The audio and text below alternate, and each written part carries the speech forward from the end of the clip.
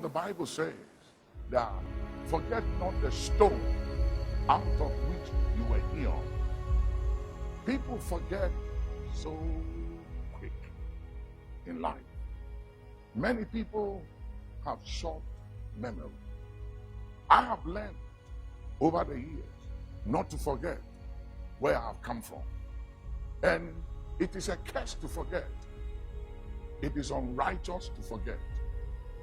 The Bible says God is not unrighteous to forget your labor of love. When you forget those who have loved you, blessed you, helped you, advance your cause, when you forget them, you are unrighteous.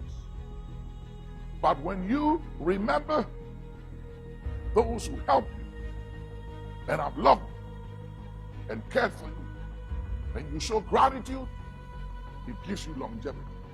Gratitude gives longevity, and ingratitude will cut you short. So learn to be grateful. Learn to be thankful. Learn to remember. Don't forget where you came from. So many people in life forget the person who helped them. They forget those who connected them, gave them exposure, introduced them, took their hand, and took them somewhere.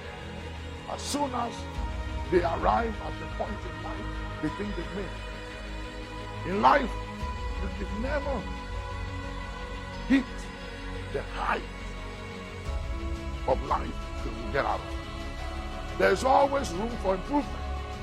So don't be satisfied with where you are, and don't show ingratitude because you think you don't meet the man or the woman, the boy or the girl who helped you when you needed that help. Show gratitude. Remember people. Help people. Learn to say thank you. Have an attitude of gratitude and thanksgiving. It will take you far. Some people think they have arrived, but when they get to heaven, they realize that they were just operating at 20 or 30% of their capacity and didn't use 70% or 80% of their capacity. And you know why? Because they got stuck at the place of 70, at the place of 60, 50, or 30% of their capacity. Why? Because whenever you think you don't need anybody, you've arrived, you've made it, you are successful, you stop growing, and you begin to diminish, you begin to die. If you want to live, don't want to diminish, and don't want to die, keep showing gratitude. And remember where you came from. Remember others. Every now and then, God will say to David, remember, David, that you are a shepherd boy. And I took you from the sheepfold, and I made you king over Israel. And I gave you your master's throne and your master's wives. God always reminded David. In Deuteronomy 8:18, God said, remember the Lord thy God. Why? Because success, wealth, power, money can make you forget. And God said, remember. Remember that success and power and influence has expiry date. And for every action, there are consequences. So you might be powerful right now. You may have millions of dollars in your bank account and outside your country, in foreign account. You may have houses in your country, in other places. You may be the biggest guy or lady or man or woman in town. You may have everything. Maybe you are mega. You are the biggest voice and person. You are private jet. You are loaded. But hear me. All that is sinking sand. God has no regards for material things. Because you know something? Let me show you God's value of money.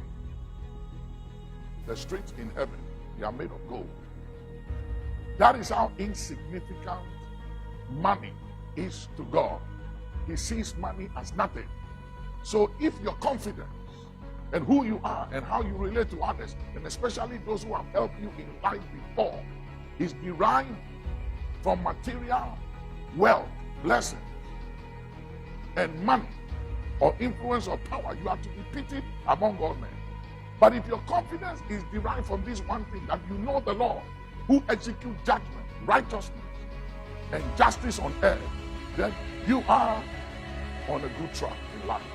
So learn to remember, and don't be puffed up, don't be arrogant, don't be proud, which you were never before. But suddenly you have become proud and arrogant. Why? Because of things. A man's life does not consist on the abundance of things that he possesses. So don't let things, don't let accolades, don't let events and relevance in life and access and influence make you go insane. Arrogance and pride is insanity. It's madness. Be wise, be sober, be vigilant. Your life does not consist on the abundance of things that you possess. If you think you are who you are because of the money you have in your bank account, or because of your success, or because of your achievements, you are deceiving yourself. You are a child, you are a kid. None of those things makes you who you are. You are who you are by the grace of God, outside of possessions, outside of material things.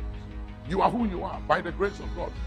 I am what I am by grace, not by money, not by buildings, not by investment, not by achievement, not by success, not by how big or large I am.